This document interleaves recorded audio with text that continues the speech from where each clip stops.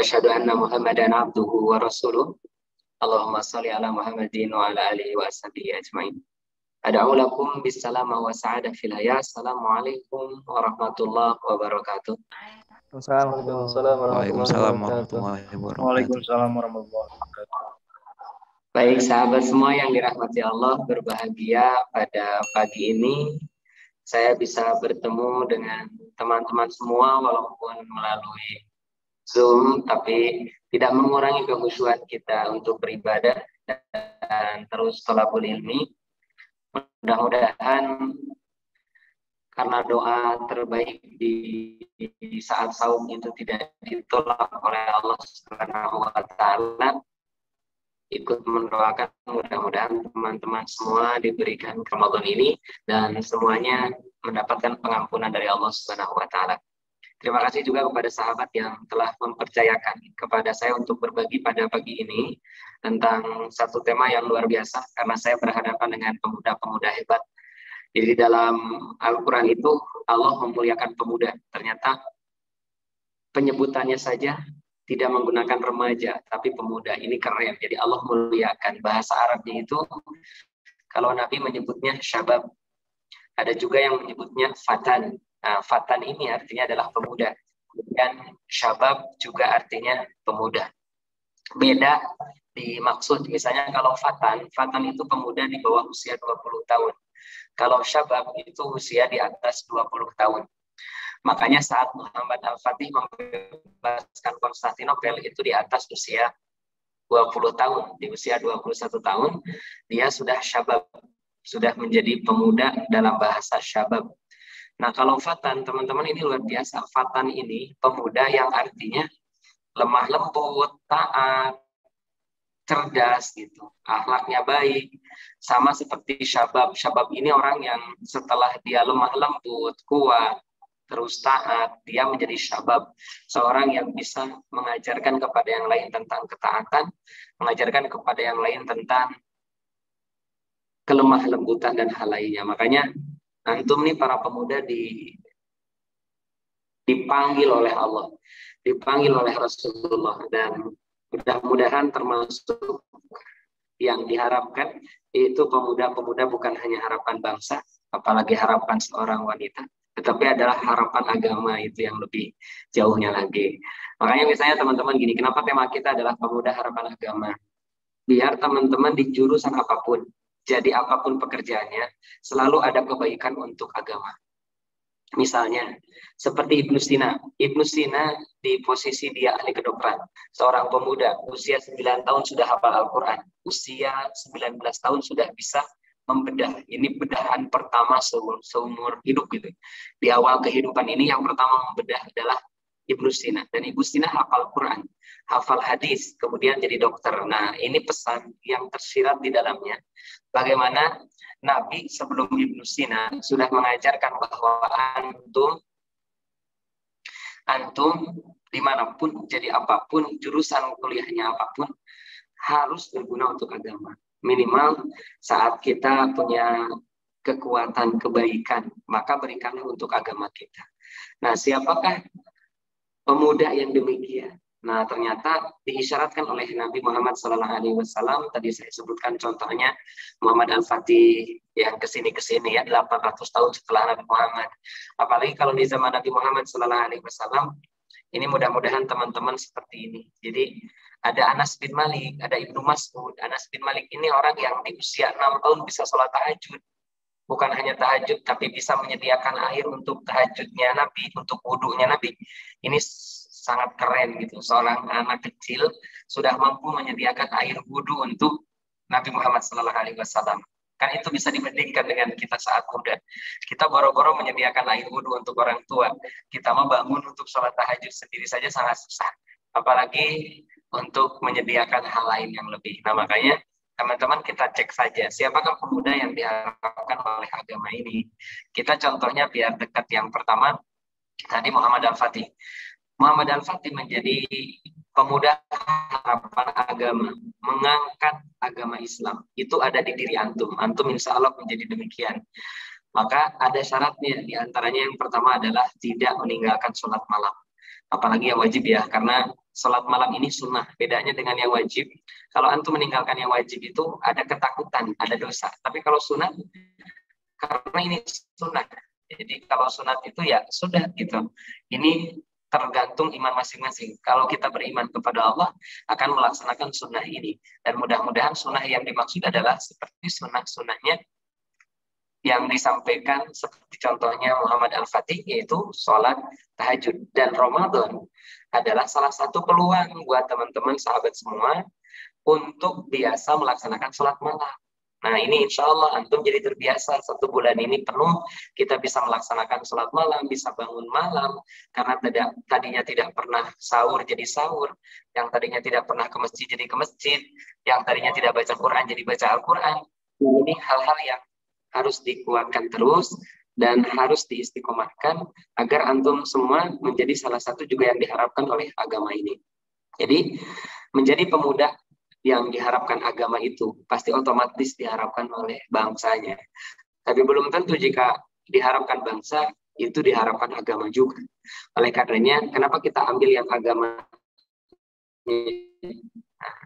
Karena agar mencakup negara juga. Makanya teman-teman yang pertama perkuat tahajudnya teman-teman. Jadi pahala tahajud itu sangat luar biasa. Akan Allah angkat derajatnya dunia dan akhirat. Yang kedua, Allah akan selalu berikan pertolongan untuknya di hidup dunia ini, dalam masalahnya, dalam hal-hal yang dia perlukan, Allah akan tolong dan tidak ada sebaik-baik penolong kecuali Allah Subhanahu wa Ta'ala. Berikutnya, bahwa orang yang tahajud itu sudah dijamin, diantaranya akan diberikan petunjuk, mudah melaksanakan ketaatan, dan sangat sulit melaksanakan keburukan. Jadi, kalau orang yang rajin tahajud itu akan sangat mudah melaksanakan kebaikan, dan akan cepat menolak melakukan keburukan. Nah, mudah-mudahan hal ini sudah ada di diri teman-teman, di diri sahabat semuanya. Kalau ini sudah ada di diri sahabat semuanya, insya Allah antum akan menjadi pemuda harapan agama yang akan pastinya baik juga untuk negaranya. Insya Allah, ini doa terbaik saya dan doa terbaik teman-teman. Insya Allah Allah akan ijabah, Allah dengar di saat saum ini kita akan menjadi manusia terbaik. Di antaranya adalah sangat bermanfaat untuk agama kita, diantaranya dengan tidak meninggalkan sholat malam. Dan ini di bulan Ramadan kita sedang dididik untuk tidak meninggalkan sholat malam itu. Mudah-mudahan niat kita ikhlas. Kalau sudah ikhlas, pasti istiqomah. Jadi teman-teman gini, kalau ada pertanyaan, gimana ya supaya istiqomah?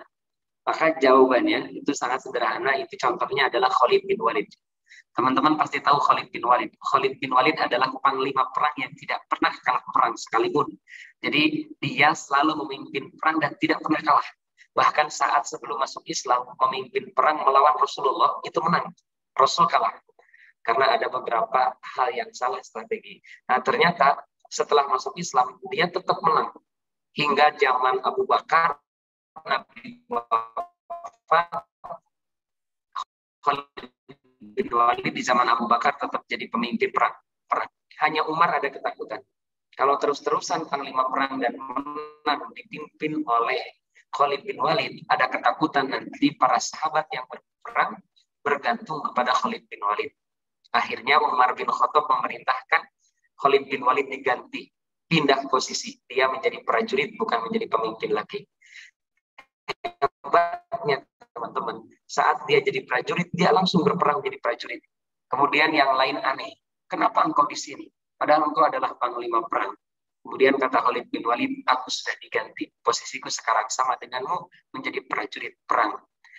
Iwanifillah, kenapa bisa seperti ini? Karena Khalid bin Walid ikhlas kemakan.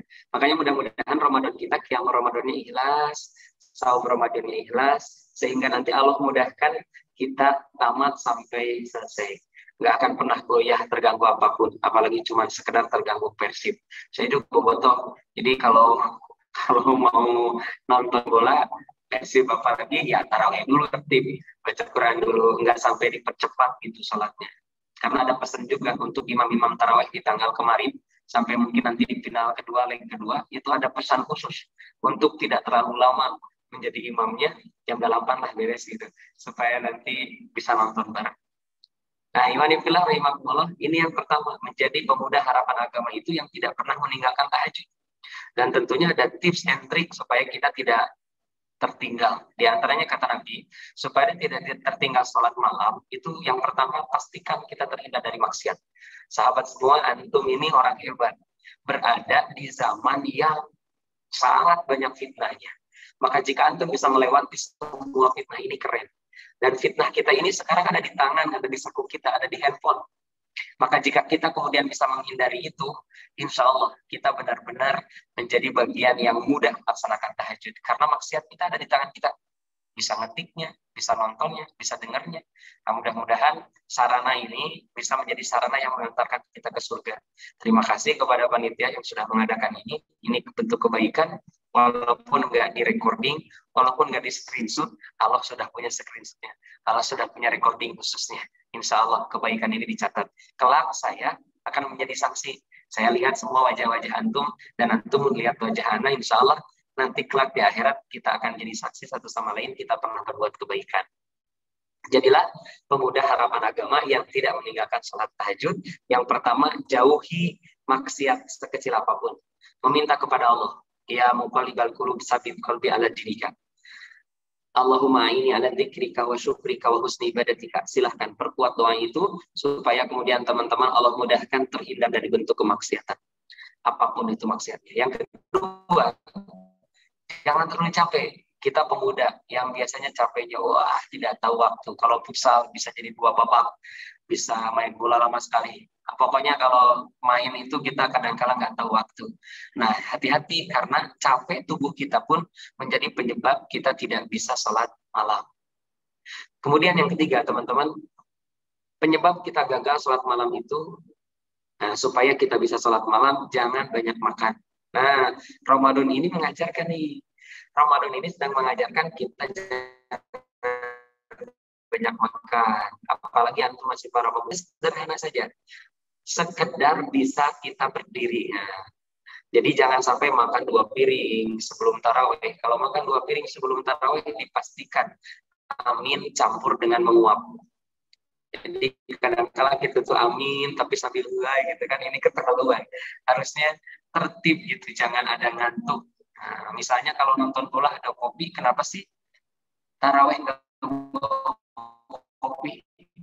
Kan boleh minum sebelum tarawih, minum kopi. Yang nggak boleh itu saat tarawih itu kita minum dulu, itu boleh. Maka jangan sampai kita ini di siang harinya melakukan maksiat. Yang keduanya kecapean, tubuhnya jangan terlalu capek. Dan yang ketiga, pastikan jangan banyak makan. Nah, Ramadan ini adalah latihan kita untuk tidak banyak makan. Teman-teman bisa pastikan, Muhammad Al-Fatih bisa menang perang itu karena nggak banyak makan, tapi banyak sahur. Kalau perang banyak makan, lompat GHC. Futsal kita makan banyak, susah lari. Main bola, kita banyak makan, pasti kali given. Makanya hati-hati, jangan banyak makan. Karena ternyata efek samping banyak makan itu banyak ya. Ada 5. Salah satunya tadi, enak tidur, terus susah ibadah.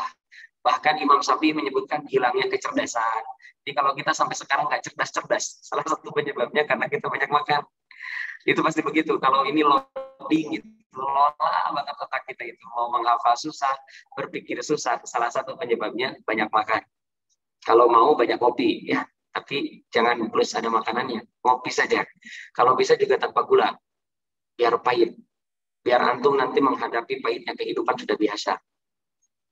Kecuali antum nanti menikah campur gula. Nah, kalau ini filosofinya lain lagi. Kopi plus gula, suami dan istri. Antum yang pahitnya atau istri yang pahitnya terserah. Asal di antara 2 itu ada gulanya.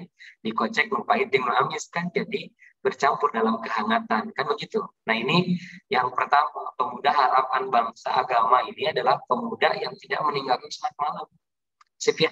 Yang kedua, pemuda yang menjadi harapan agama ini adalah pemuda yang tidak meninggalkan sholat rawatib.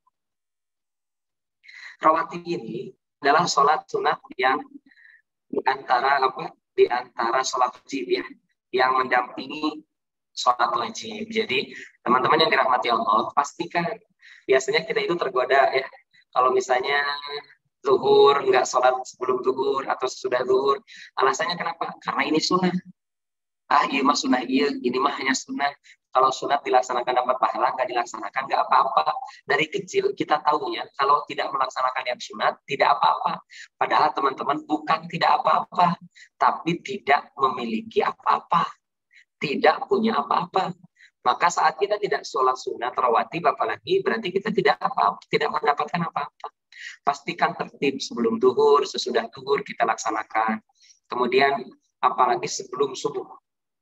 Nah, apalagi teman-teman yang sudah luar biasa, saya kira ini mas semuanya ahli sholat subuh berjamaah ke masjid. Apalagi Ramadan ini kan diajarkan kenapa sahur harus diakhirkan. Jadi menjelang subuh, kenapa? Biar selesai sahur langsung ke masjid. Motor punya, mobil ada, nggak ada motor, nggak ada mobil pun, kalau mau lari nggak akan berdesak-desakan, itu waktu subuh. Hanya sayang, segar udaranya, jalannya kosong, tapi yang mengisinya sangat sedikit sekali. Nah, harapannya antum ini menjadi bagian barisan-barisan terdepan. Saya sering sampaikan teman-teman, pas saya ke Palestina, pas mau masuk ke Masjidil Haram, Masjidil Aqsa, itu banyak berjejer. Jadi sebelum dibuka pintunya itu jejer banyak orang.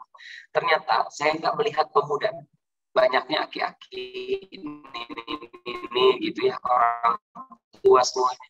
Saya kemudian bertanya, aina syababu Palestina? Di mana para pemuda orang-orang Palestina? Kenapa nggak ke masjid? Itu kan mirip-mirip ya kayak di kita. Jadi kalau di masjid kita itu sama aja kayak di sana. Barisan Palestina, saya sempat tanyakan waktu itu ke aki-aki ini di Palestina, aina syababu Palestina? Di mana para pemuda Palestina? Kok nggak ada berjajar di sini? Jawabannya keren. Hum fi Gaza. Mereka sedang di Gaza, di perbatasan mempertahankan negara mereka. Nah, kalau pertanyaan itu ditanyakan kepada aki-aki ini di Indonesia, jawabannya apa kira-kira? Di mana itu para pemudanya? Kenapa nggak ada di barisan depan? Mungkin jawabannya akan sama seperti di Palestina, sedang ada di perbatasan. Tapi perbatasan antara bangun dengan tidak. Perbatasan antara turun dari kasta atau tidak. Nah, pemuda yang menjadi harapan agama itu, pemuda yang tidak meninggalkan sholat rawatib. Kalau meninggalkan sholat rawatib saja tidak, berarti dia tidak meninggalkan sholat wajib. Nah, teman-teman, khusus subuh ini lebih baik daripada dunia dan seisinya. Saya sering berkelakar dengan pemuda. Jika antum belum punya pekerjaan, tapi antum pernah meninggalkan tahajud, juga tidak pernah meninggalkan 2 rakaat sebelum subuh, plus dengan subuhnya, antum bisa kok menikah. Datang saja ke seseorang yang sudah siap menikah. Paling ditanya sama orang tuanya, adek punya apa? Berani-beraninya datang ke anak ibu. Tinggal jawab saja, saya punya dunia dan seisinya. Wih, pasti tercengang ya. Terus apa? Mana buktinya dunia dan seisinya? Saya tidak pernah meninggalkan 2 rakaat sebelum subuh. Kalau orang tuanya soleh, itu pasti diterima tuh. Tapi kalau orang tuanya yang di dunia, yang ingin anaknya menikah dengan orang kaya, ya mohon maaf, antum mundur saja. Cari yang lain yang lebih banyak, yang lebih soleh lagi, insya Allah. Nah, ini bagian yang kedua. Jadi pemuda harapan bangsa itu, lagi-lagi punten teman-teman. Harapan agama itu lagi-lagi kaitannya dengan sholat. Yang pertama sholat malam, yang kedua adalah sholat rawatib. Yang ketiga nih, yang menjadi harapan agama, pemuda harapan agama ini, pemuda yang dekat dengan Al-Quran, bahkan hafal Al-Quran, bahkan akhlaknya adalah akhlak Al-Quran, seperti Nabi, seperti Muhammad Al-Fatih, yang sudah membuktikan bisa menjadi bagian terbaik pemuda harapan agama. Mudah-mudahan itu adalah, yaitu pemuda yang tidak meninggalkan sholat malam, pemuda yang tidak meninggalkan sholat rawatib, dan pemuda yang dekat dengan Al-Quran. Sahabat semuanya, Al-Quran ini di bulan Ramadan kan diturunkan. Kita yang tidak pernah ngaji jadi ngaji, yang tidak pernah tamat jadi tamat. Maka manfaatkan Ramadan ini, karena belum tentu tahun depan kita bisa berjumpa lagi dengan Ramadan. Kita manfaatkan dekat dengan Al-Quran, karena ternyata musuh Islam tidak senang kita dekat dengan Al-Quran. Mereka akan berusaha menjauhkan kita dari Al-Quran. Waktu habis maghrib, habis subuh adalah waktu terbaik kita dekat dengan Al-Quran. Tapi ternyata habis maghrib ada film, habis subuh masih tidur. Mereka senang dengan itu. Dan setan pun tertawa dengan itu. Kita yang menjadi generasi agamanya nanti ke depannya Islam. Kalau Quran ditinggalkan, tinggal hanya tulisannya. Kalau Quran tidak dibaca lagi, nanti tinggal tulisannya. Kalau Quran tidak dipindahkan ke akal pikiran kita, ke hati kita, maka Quran nanti tinggal tulisannya. Sekarang banyak yang wakaf Al-Quran, tapi sayang tidak mewakafkan dirinya untuk melaksanakan Al-Quran. Mudah-mudahan antum adalah di dalamnya. Nah, ikhwani fillah rahimakumullah, 3 hal ini menjadi pengantar untuk menjadi pemuda yang luar biasa. Nah, efek samping dari 3 ini, yang pertama sholat malam. Efek sampingnya adalah semangat. Jadi pemuda itu harus semangat. Mereka adalah orang-orang yang semangat, tidak tertahan. Irhis alama yang fauka, kata Nabi, harus semangat atas apa yang bermanfaat untuk kita. Antum semua masih muda, maka ambil kesempatan muda ini karena tidak akan terulang 2 kali. Terus semangat dalam mengejar cita-cita, tapi dengan tidak meninggalkan salat malam, dengan tidak meninggalkan salat rawatib, dan dengan Al-Quran. Nah, ini bagian yang penting. Semangat antum untuk belajar, semangat antum tidak loyo, itu menunjukkan pemuda yang keren. Nabi mengatakan, al-mu'minul qawi khairun minal mu'minid dha'if. Mukmin yang kuat itu lebih baik daripada mukmin yang lemah. Misal kemarin teman-teman ya, walaupun sekarang namanya sudah luntur, Muhammad Salah, yang bagaimanapun keadaannya dia tetap salah kalau versi nama Indonesia. Jadi teman-teman, Muhammad Salah ini keren dakwahnya dengan main bola. Nah, walaupun tidak sempurna, tapi dia sempat berdakwah, bahkan beberapa orang masuk Islam gara-gara main bolanya. Maksud saya, semangatlah antum dengan hobi antum, tapi hobi itu yang mendekatkan diri kepada Allah dan menjadi hobi dakwah kita, jadi jalan dakwah kita. Jangan tinggalkan, karena saya tidak bisa masuk ke komunitas antum. Antum yang bisa, maka disitulah dakwah antum. Nah, Allah akan mudahkan itu. Kemudian yang kedua, selain semangat sudah sangat bagus. Wala ta'jiz, jangan pernah melemah. Kita itu jangan melemah, harus tetap kuat. Makanya tadi orang yang kuat itu lebih baik daripada yang lemah. Mukmin yang kuat lebih dicintai daripada mukmin yang lemah. Kemarin juga kita dipersaksikan oleh Allah. Ada Nur Magomedov, siapa itu? Jadi itu luar biasa, kita bisa melihat itu. Dan itu pun ada dakwah, di mana kalau yang dihina diri sendiri nggak apa-apa, tapi kalau yang dihina orang tua, kalau yang dihina adalah agama, dia menjadi barisan terdepan untuk menentang itu. Nah, antum pun di situ posisinya. Itulah pemuda-pemuda yang diharapkan agama. Apalagi di zaman Nabi banyak sekali. Mulai dari Ali bin Abi Thalib, mulai dari Anas bin Malik, Ibnu Abbas, Ibnu Mas'ud, itu semua anak-anak kecil yang mereka semangatnya luar biasa. Sampai di saat mudanya mereka sempat menjadi imam, kemudian muadzin, mereka juga menjadi panglima perang, dan ini sangat luar biasa. Jadi terus kuatkan antum untuk berada di barisan terdepan menjadi penerus agama. Siapa lagi yang akan mengisi masjid kalau bukan kita? Siapa lagi yang akan adzan berikutnya kalau bukan kita? Siapa lagi yang akan mengadakan majelis taklim kalau bukan kita ke depannya? Siapa lagi yang akan peduli kepada sesama muslim bahkan orang lain kecuali kita nanti ke depannya? Oleh karenanya, siapkan Ramadan, kita isi dengan terus melakukan kebaikan, ibadah saumnya terus kuatkan, ibadah qiyam Ramadannya maksimalkan, baca Al-Quran juga keren kan? Karena baca Al-Quran yang para sahabat itu keren-keren. Bahkan Imam Syafi'i saja bisa sehari dalam Ramadan itu 2 kali tamat. 1 bulan 60 kali. Karena siapapun yang baca Al-Quran, kata Allah, alladzina amanu wa tatma'innu qulubuhum bi dzikrillah, ala bi dzikrillah tatma'innul qulub. Ternyata orang yang dekat dengan Al-Quran, yang sering baca Al-Quran, mereka adalah orang-orang yang mendapatkan ketenangan. Beda dengan yang tidak pernah mendengar, apalagi yang jauh tidak pernah membaca. Jaminannya orang yang membaca Al-Quran itu kan keren. 4 minimalnya, teman-teman. Yang pertama, kenapa kita ini pemuda harus dekat dengan Al-Quran? Karena pemuda yang dekat dengan Al-Quran itu adalah pemuda yang satu kata Allah, fala khaufun 'alaihim wa la hum yahzanun. Adalah pemuda-pemuda yang tidak khaufun, takut. Berani mereka. Orang yang dekat dengan Al-Quran, pemuda yang dekat dengan Al-Quran adalah pemuda pemberani. Berani mengambil keputusan.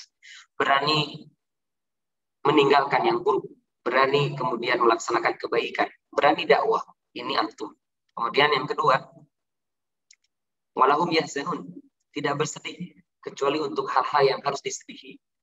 Tidak sedih karena perempuan, tidak sedih karena hal-hal sepele urusan dunia, tapi sedih karena dosa, sedih karena belum berguna apa-apa untuk agama.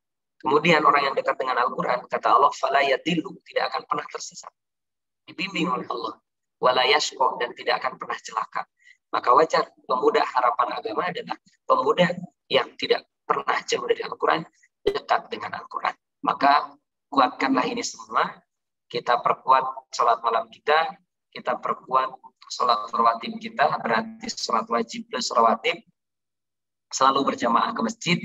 Nah teman-teman, ini bagian berjamaah ke masjid ini juga harus kita perhatikan. Walaupun sempat setahun ini kita pandemi dan sekarang pun masih pandemi, tapi jika ada kesempatan memakmurkan masjid adalah tugas semua. Malu kita sama Abdullah bin Umi Maktub, seorang yang buta di zaman Nabi, tapi masih tetap bisa ke masjid. Buta, jaraknya masjidnya jauh, tidak ada yang ngantar. Bahkan dulu masih banyak binatang buas. Itu yang dipakai alasan kepada Nabi untuk tidak sholat ke masjid oleh Abdullah bin Umi Maktub. Nabi izinkan Umi Maktub untuk tidak sholat ke masjid. Tapi kemudian Nabi bertanya, Sami itu munida, apakah engkau mendengar adzan? Maka jawaban Ibnu Umi Maktub, iya, aku mendengar adzan. Maka kata Nabi, Pak Ajib, kalau begitu, walaupun engkau buta, walaupun jarak ke masjidmu jauh, walaupun tidak ada yang ngantar, walaupun takut dimakan oleh binatang buas, berangkatlah ke masjid selama mendengar adzan. Saya kira kita normal. Melihat jelas, mendengar oke, berbicara mantap, jalan kaki futsal kuat. Itu malu kalau kita nggak bisa ke masjid. Motor 150 cc, 250 cc, udah punya mobil 1000 cc, 3000 cc, tapi masih tidak ke masjid juga, kan keterlaluan. Umi Maktub tidak bisa melihat, tetap mendengar adzan harus ke masjid. Kita apalagi, adzannya saja sekarang semuanya di handphone, kan? Aplikasi ada adzannya. Belum lagi di masjid. Masjid kita banyak sekali. Mudah-mudahan kaki-kaki antum adalah kaki-kaki yang berkah, kaki-kaki yang mudah melangkah untuk menuju ridho lillahi ta'ala subhanahu wa ta'ala. Nah, iwani fillah, mudah-mudahan ini pembuktian Ramadan ini bahwa antum siap menjadi penerus agama. Dengan terus menjaga qiyam Ramadan, hati-hati, qiyam Ramadan di kita itu kan disebut tarawih ya. Kalau orang Sunda itu tarawih itu jadi dikira-kira tapi nyata. Misalnya tarawih itu tara saware. 10 pertama ke masjid, 10 kedua tidak ada. 10 ketiga nanti pilih-pilih. 21 ke masjid, 22 tidak. 24 nggak ke masjid, 25 ke masjid lagi. Pilihan. Kenapa dipilih-pilih? Karena di tanggal 21, 23, 25 ada itu tuh, ada kresek. Ada itu tuh, ada makanan. Kadang-kala ada tuh di masjid itu uang gitu. Nah ini hati-hati. Kita istiqomahkan, minta kepada Allah, jangan pilih-pilih. Antum ini pemuda kuat.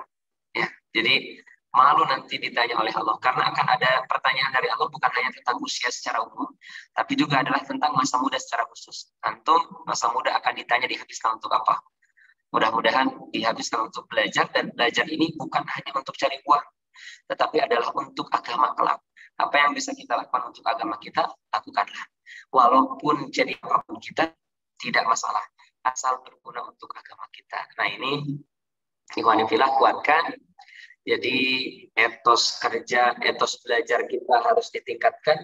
Ramadan ini bukan waktunya malas-malas. Sekedar mengingatkan, Ramadan ini adalah mengurangi makan, mengurangi tidur, kemudian mengurangi jajan. Jadi sederhana. Nabi itu perang di bulan Ramadan. Antum pun saatnya perang di bulan Ramadan melawan hawa nafsu. Nah ini berkaitan dengan pemuda harapan bangsa. Antum itu harus kuat fisiknya, harus kuat imannya, harus kuat pesaknya. Nah ini semuanya harus bagus. Antum itu harus seperti jari ini, 5 nih. Yang 5 ini jari kita, ini Semuanya ada namanya. Kalau di kita ini cingir, ya. Cingir ini harus jadi ahli mikir. Jadi antum itu harus banyak belajar supaya jadi ilmuwan, nantinya jadi intelektual. Kemudian ini ada ini nih, yang kedua. Yang ini itu kalau di Indonesia jari manis. Kalau di Sunda jari ji. Kalau tadi cingir, cingir ini banyak mikir. Kalau ini yang kedua adalah jari ji ini adalah banyak ngaji. Antum tidak bisa hanya menjadi intelektual banyak mikir, tapi juga harus jadi banyak ngaji sehingga jadi orang yang ahli spiritualnya. Cukupkah intelektual dengan spiritual? Tidak. Ada ini. Nah, ini hati-hati jadi keliru yang memahamkannya. Ini yang tengah ini, apa ini jajangkung? Jadi tengah ini dalam bahasa Sunda jajangkung. Maksudnya apa? Tidak boleh adigung. Adigung itu sombong. Artinya ini emosional. Kalau kita sudah jadi intelektual, ahli mikir, kita juga harus seimbangkan dengan spiritual, ahli ngaji. Plus juga kalau sudah ngaji, sudah pintar berpikir, kita harus jadi ahli emosional. Emosi kita bisa ditahan. Mana di saatnya kita harus emosi menggebu-gebu, mana di mana emosi kita jangan dibuang habis begitu saja. Kemudian yang keempat, ini ada apa ya? Curug. Kalau curug ini telunjuk, ini ahli ngawurung. Artinya tidak hanya kita cerdas intelektual, tidak hanya pintar dalam spiritual, tidak juga pintar mengatur emosional, tapi juga kita harus bersosial. Ngawurung itu ngajar. Kalau kita sudah merasa pintar, ajarkan kepada orang lain. Kalau kita sudah merasa bagus spiritual, ajarkan kepada yang lain. Kalau kita sudah bagus, tahu banyak trik menahan emosi, ajarkan kepada yang lain. Jika semuanya sudah ada, tipe antum di 4 jari ini, maka antum dikasih jempol. Apa ini jempol? Oke, bagus. Inilah pemuda yang diharapkan oleh agama. Pasti untuk bangsa juga. Pemuda yang bagus spiritualnya, yang intelektualnya keren, yang sosialnya mantap, emosionalnya juga terjaga. Tadi yang saya sebutkan itu sumbernya tetap spiritual. Mudah-mudahan Allah mudahkan, dan harapan saya adalah mewakili harapan penerus bangsa. Mudah-mudahan penerus agama. Antum insya Allah didoakan oleh kami para ulama, didoakan oleh kami para asatid. Mudah-mudahan antum benar-benar menjadi penerus agama, dan baik untuk keluarga, juga pastinya akan baik untuk negara. Masih ada waktu untuk 8:30, barangkali ada pertanyaan, disilakan. Kalau tidak ada, kita cukupkan, karena akan ada kajian berikutnya. Mohon maaf atas segala kekurangan. Silakan dipandu untuk pertanyaan, atau mau langsung silakan. La ilaha illallah Muhammadun Rasulullah.